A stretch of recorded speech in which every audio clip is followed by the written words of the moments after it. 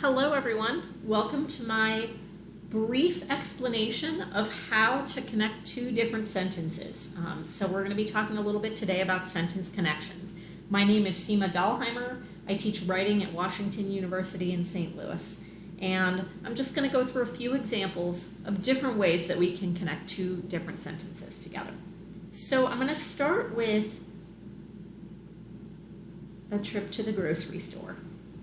I went to Schnucks. That's one of our local grocery store chains in St. Louis. So I went to Schnucks, period.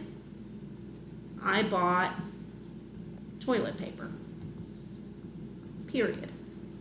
All right, those are two complete sentences. The reason I'm buying toilet paper, hopefully, is because it is the spring of 2020, and toilet paper is in short supply.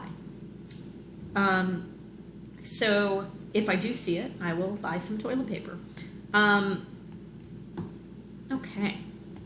So I went to Schnucks, I bought toilet paper. It's connected, or not connected, I should say. It's punctuated with a period in between. And that is a totally legitimate way of doing two complete sentences. But what if you want to combine them? We have a few options here. And you may have thought about this one. It comes to mind pretty quickly. I went to Schnucks, comma, and I bought toilet paper. And I'm going to abbreviate toilet paper to TP while we do this. So, in this case, you need the comma and the and. You've got two complete sentences that you could put a period in between like this. So, I need a comma and an and. And it's not just and. It's any one of these things called coordinating conjunctions. All right, so what's a coordinating conjunction?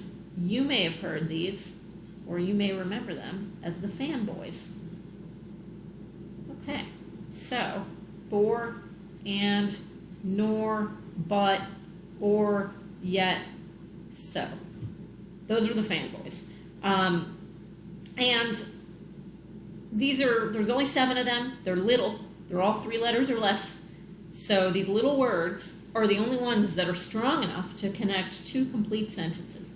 But what you need is this comma along with them. So it's like those. Here we go. Let's imagine that this is epoxy, which is super strong glue. But guess what?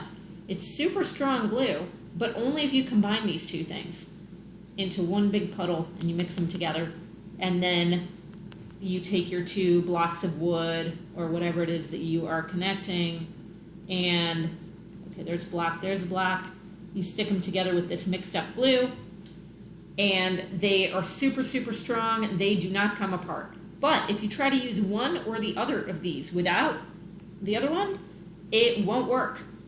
Your blocks of wood will come apart.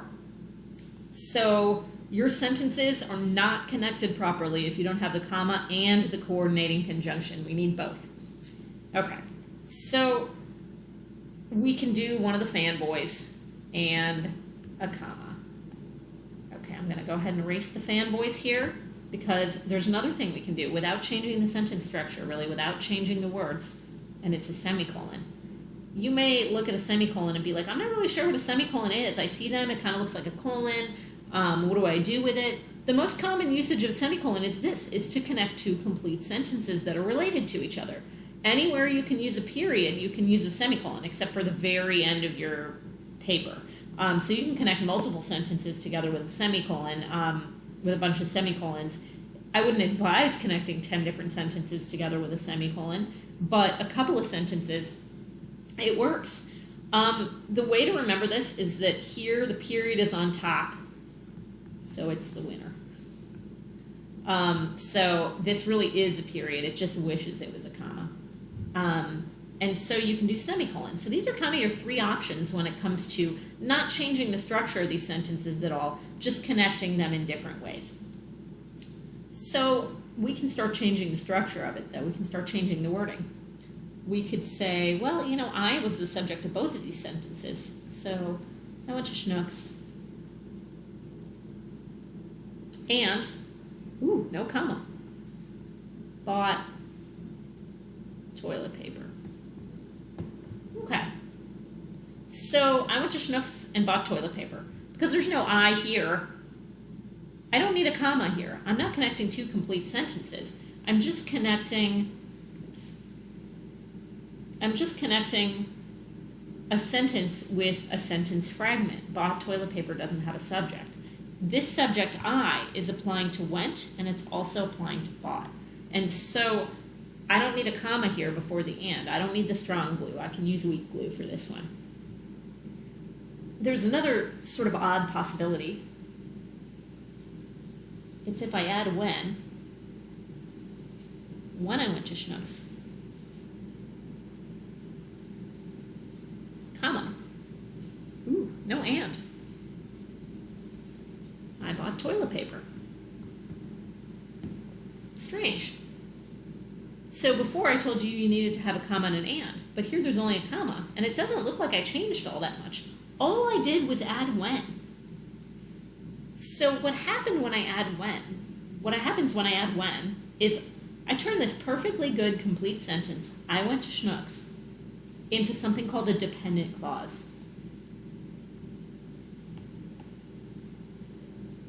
Now this other thing, I bought toilet paper, is an independent clause. Okay. So I have a dependent clause and an independent clause. A dependent clause is dependent on being attached to an independent clause. So my analogy for this is this. Here's me. Here are my two children. This one's 9 and this one's 3. Okay. If I want to go to the grocery store by myself, if I want to get in my car, this is going to be a pretty bad car. Whoop. There's another wheel over there, and some doors, and a window. Ha! Another window. Okay. Let's say I want to get in my car and go to the grocery store. I can do that by myself. I'm an adult. I have a driver's license. I'm allowed to drive myself to the grocery store, go to the grocery store, get what I need, and come back home. If I want to bring one or both of my kids along with me, I can do that. I can bring my 9-year-old with me, I can bring the 3-year-old with me, I can bring both of them with me to the grocery store. What I can't do, though, is send them without me. They can't go to the grocery store without an adult, or let's say a teenager at least, with them. They are dependent on having me bring them along if they want to go to the grocery store. So an adult can go all by themselves, kids tag along with an adult. To continue this analogy, let's say I wanted to bring my nieces with me to the grocery store. I've got a niece who's 3 and another one who's 1. I could bring all of them with me to the grocery store. 1 adult, 4 kids. Now it starts to get a little more unwieldy the more kids you bring along. And similarly, with a sentence, the more dependent clauses you tack on to one single independent clause, the more unwieldy it gets. It's doable, it's allowed, it just starts to get out of hand. If I brought my son's 3rd grade class of 18 kids with me to the grocery store, yes, I'm allowed to do that. Is there any chance that I would be able to keep track of them? No way. It gets to be way too much. They'll still be fine. It'll still be allowed. Everybody's going to make it out of there and be alive, but it's going to be very, very unwieldy and very difficult. So if you try to do a sentence with a whole bunch of dependent clauses, like, when I went to Schnucks, before I went to the bookstore, after I stopped at the mall, before I stopped at my parents' house, I bought toilet paper. By the time you get to the end of that, you're like, what is going on? I can't keep track. So I would suggest if you're going to do dependent clauses with an independent clause, stick with 1 or maybe 2, but not much more than that. So how do you know it's a dependent clause? Remember we talked about coordinating conjunctions. Those were the fanboys. These are subordinating conjunctions. They're the things that you attach to a perfectly good complete sentence, a perfectly good independent clause, and suddenly it's a dependent clause now. When was the one we used. When I went to Schnucks, I bought toilet paper. If I go to Schnucks, I will buy toilet paper. Because I went to Schnucks, my fridge is full.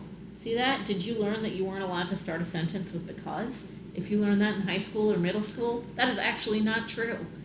Because I went to Schnucks, I bought toilet paper. Or because I went to Schnucks, my fridge is full. Those are both completely legitimate complete sentences. Although I went to Schnucks, my fridge is empty. While I was at Schnucks, I saw Fredbird. Fredbird is our local baseball team's mascot. So can I draw baseball? That looks more like a tennis ball. Okay. There we go. Much better. While I was at Schnucks, I saw Fredbird. There's a bunch of these. You can look up subordinating conjunctions or dependent clauses, and you will see a whole bunch of subordinating conjunctions. Since I last went to Schnucks, Schnucks has closed, or Schnucks is open for more limited hours, something like that, and that's true. So these are subordinating conjunctions. They will create a dependent clause for you. Now, one other thing you need to know about dependent clauses is how to punctuate them. We already saw what to do if your dependent clause is the beginning of the sentence. When I went to Schnucks, comma, I bought, let's change up what we're buying here, apples. Okay, so what if I switch these? And I can. I bought apples.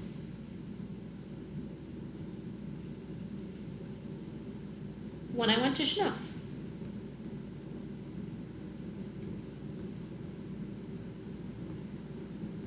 That feels like a victory! Exclamation point. I don't need a comma here. So when your dependent clause is second, you don't need a comma if you've got independent clause and then dependent clause. But in the flipped situation, when you start with the dependent clause, then you'll want a comma to say, hey, my complete sentence, my independent clause is about to start. So that's how you punctuate the dependent-independent clause combination. And you may have learned these when you were younger as compound sentences, compound complex sentences, complex sentences. I don't think it's really necessary to be able to keep all of those names in your mind. You can always look stuff up if you're not really sure. But I think if you know dependent clause and independent clause, and if you can remember that, you'll be good to go. So that is a little bit about different ways to connect two complete sentences. It's a nice way to vary up your prose a little if you feel like, oh, I have all these sentences that just go subject, verb, object, subject, verb, object. I want to vary it up. I want to combine them in different ways. You can use semicolons. You can use a comma and a fanboy. You can take out the subject of the second sentence if it's the same as the first sentence and then just connect it with an and. You can put one thing into a dependent clause and attach it to an independent clause. So those are all fair game. Thanks for listening, and I hope this helps you write more interesting sentences.